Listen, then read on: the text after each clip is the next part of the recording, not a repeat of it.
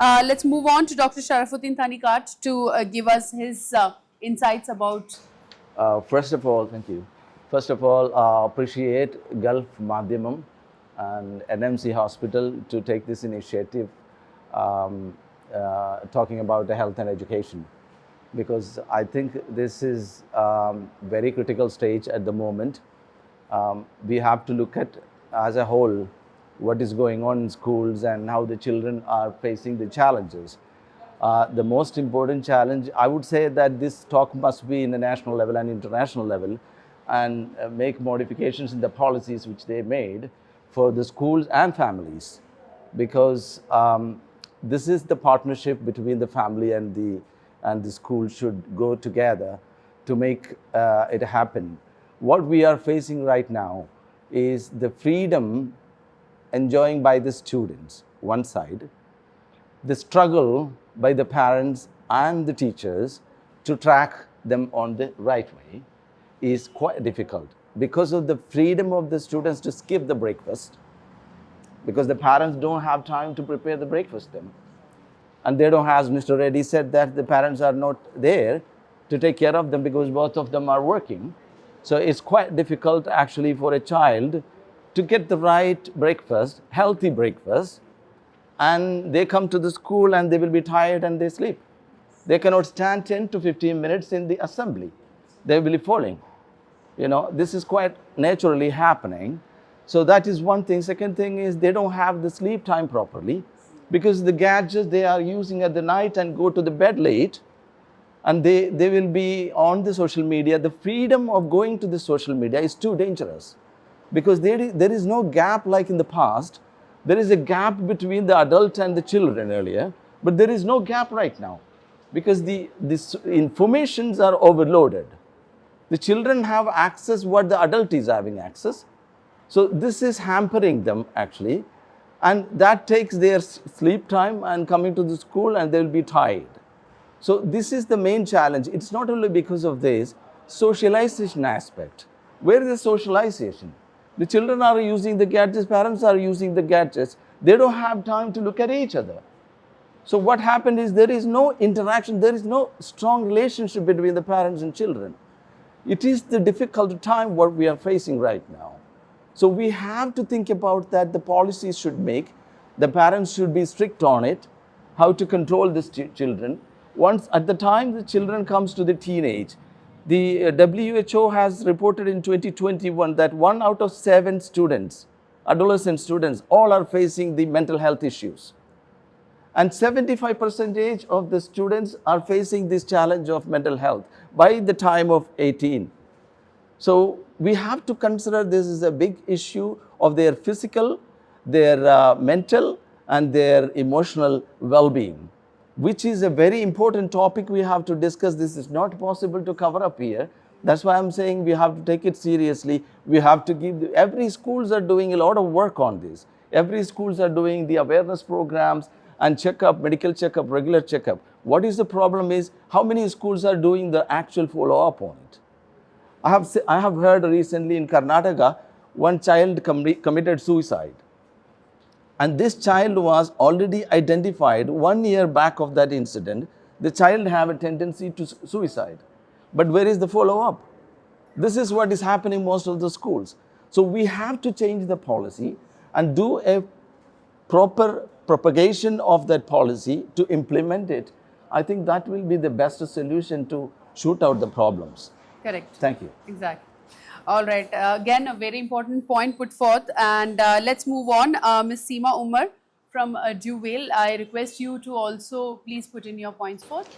So as I was sitting and hearing all the 3 doctors, I was just reading that tagline there, uniting education and healthcare for a better tomorrow. So I think it's the need of the hour now that we need to prioritize these things. As a principal, for me, if you ask, managing academics daily is no more a priority for me. The priority is managing my students' well-being and my teachers' well-being. Right now, the school where I lead, what I focus more on, to be honest, is not on the students, on my teachers.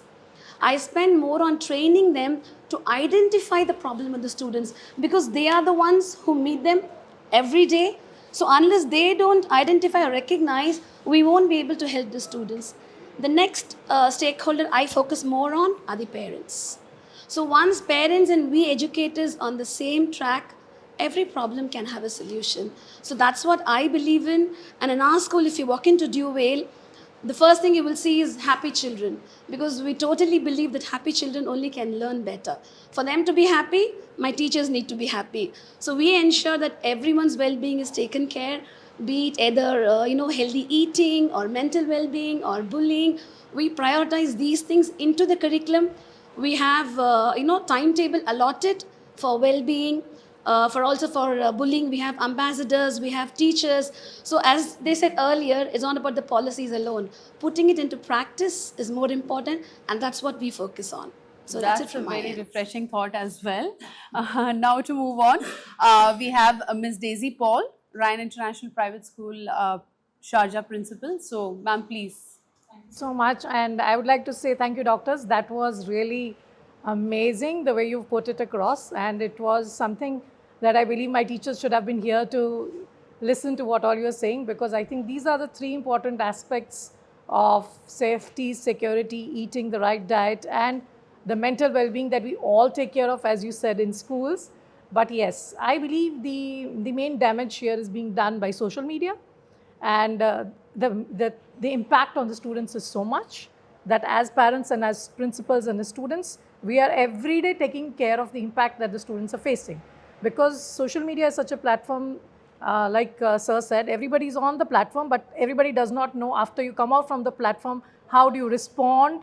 I mean, parents, children have forgotten to eat breakfast, lunch, dinner together, which in the traditional times was supposed to be something that they would sit together on the table and discuss, and whatever happened in school or whatever happened with the parents in office would come out.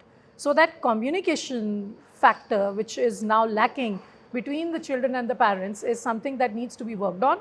So as a school, we recognize these small things that are missing in our children's lives today, and we do also do a lot of parenting workshops for parents, so that parents realize that the school is working and doing its part in the 7-8 hours that the children are here, but the majority of the part is with the parents, and the communication gap that has developed over the years, that needs to be shortened. So that is what we are critically working on. And because of social media, I think, and not eating well, we have all the adversities and problems that we are facing today. So if parents can understand, and as teachers and principals, we are able to communicate this to the parents, I think the gap that is coming up can really be shortened. But very important is the communication, the collaboration that we need to have. So if that is there, I think everybody in the school, whether it's a teacher or a principal or a well-being staff, can all play their roles well. And of course, we need to have parents who can come up forward. They can come forward and also take up these campaigns with other parents, because it's not a one person's area where we can just, it is a whole front. So we need a lot of parents who can come into it and help understand what the school is looking forward to. And this will, it's a mental well-being. So whether we do mindfulness activities, or we do yoga, we do exercises, or we do physical activities, it's all to bring about the best in the children. So if the parents can understand the efforts that the schools are putting in, I think we would have a larger society bringing up all the good things for our students, for our children. Very true. Thank you so much, Ms. Daisy.